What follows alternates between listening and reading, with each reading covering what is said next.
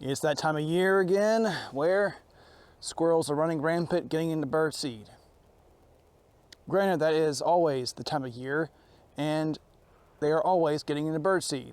Now, here's a few options. You can let them eat the birdseed, get birdseed feeders, or go another option. This is the Remington Tyrant XGP. It is a 17 caliber air rifle. I'm not sure how much it weighs, but it feels pretty good. It's got a 4x fixed magnification scope on top of it and runs about $100 depending on where you go. Now, I've been using this for about a year and it shoots really good, but there are some caveats, and that's why you're here watching this video. Now, I actually haven't shot a squirrel with it because I don't usually like to shoot squirrels, but I have just plinked around and shot it for fun, and it's a fun one to shoot. Now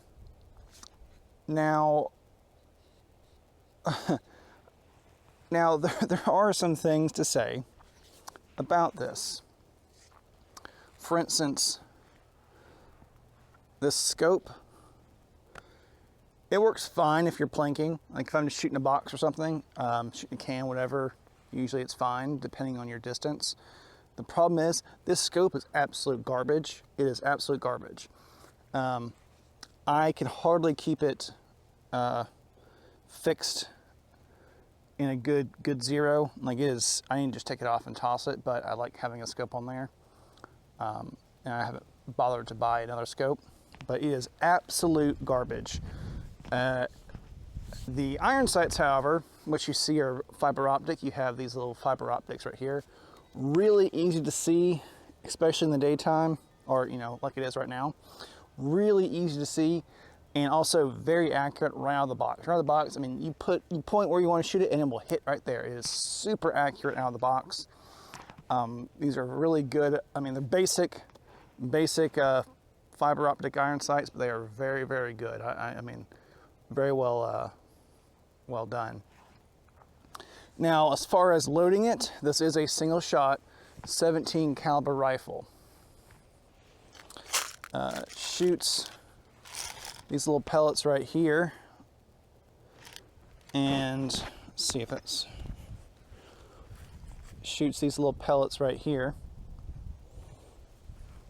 Let me see if I can get one out.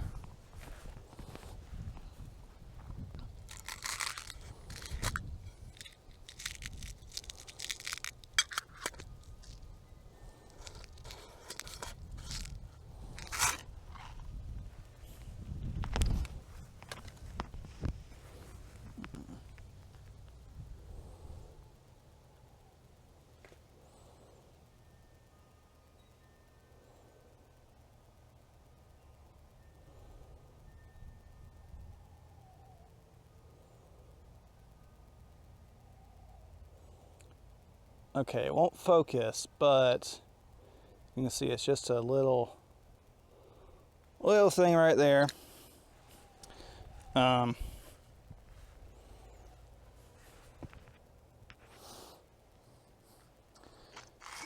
It's just a little piece, but this is a good representation of it. You can see here, this is what it looks like. I mean, it's got a little point to it. And at the end of it, there's a little cavity, and I assume it's to help keep the air contained and help it fly. Now, to load it, this doesn't use a traditional magazine like you find in a normal rifle. Instead, it's break action. Now, the good news is, if this Corona lockdown has got you a little squishy in the arms, this will help you put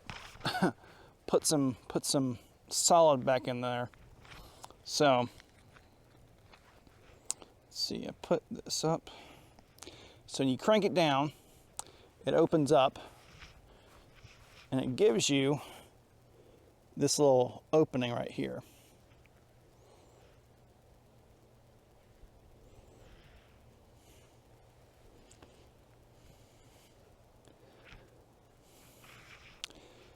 gives you this little opening right here. And in the opening, you put your pellet.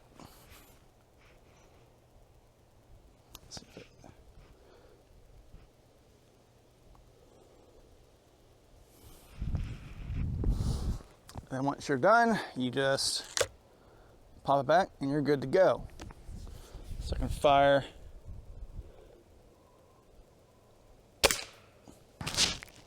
Very nice. Now, notice here there is a safety. It's just this right here. This is on safe. This is on fire. Very simple to use. Very simple to load. Like I said, you just got to get a little bit of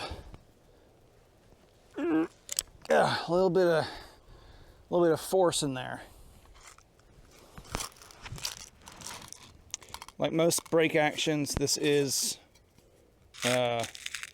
only a single shot, so you do have to load it each and every time. But you know, it's not that huge of a deal, especially if you're just out here shooting a little bit for fun.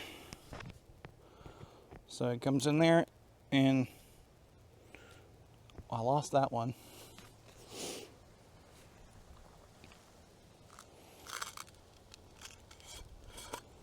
If anyone knows a better way of keeping your little pellets, let me know.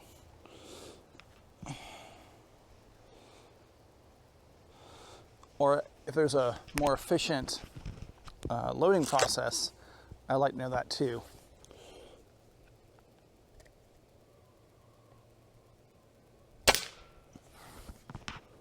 Very nice.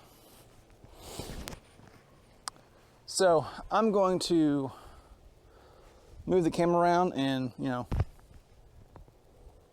fire off some shots here. All right, so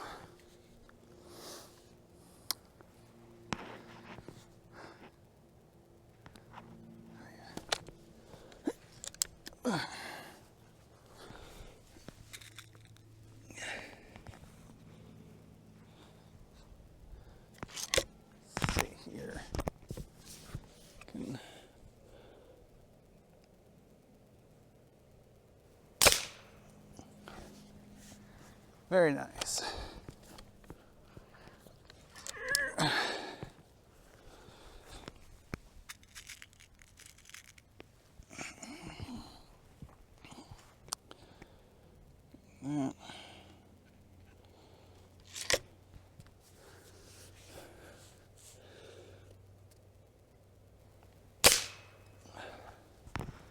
All right. So, a few last little tidbits. Like I said, this the safety. The trigger, it's pretty tight. I mean, let me put one in here so you can see just how tight it is.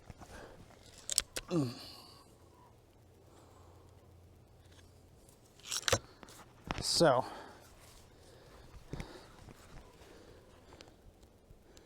can see that's where it stops.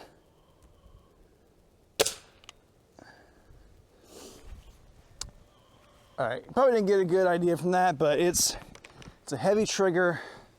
You're gonna know that you're about to. I mean, you're gonna know that it's that you're pulling it. So you don't. That's why I don't keep the safety on too much, because you're gonna know that you're gonna pull it.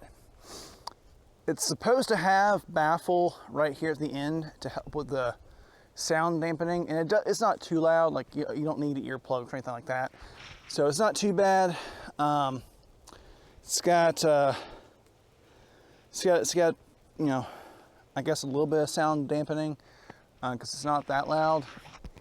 I mean, I shoot it back here, and it's not like it's obviously not a gun or a 22 or anything like that. So I guess in final, this the scope is kind of trash. Not the best in the world. It's usable if you want to. Like, I'm still using it obviously because it's pretty good for if you're just shooting boxes or cans in your backyard. If you start trying to go out any good distance, like shoot a squirrel in a tree, I don't know if it's the best option. I probably will eventually swap it out for a better fixed scope, but for now it's fine. For the price point though, like I said, it's about $100 depending on where you go. You can't beat it. I highly recommend it. It's solidly built. Fire's good. It feels like, it doesn't feel like junk. I mean, you can, whack it and throw around stuff. It's pretty good. So for $100, seriously, go ahead and do it. Can't beat it. All right. I will add one last thing too. Like, subscribe, comment below if you have a better way of loading this thing and storing your pellets, because while that works fine, if you got a better way, let me know. All right, peace out.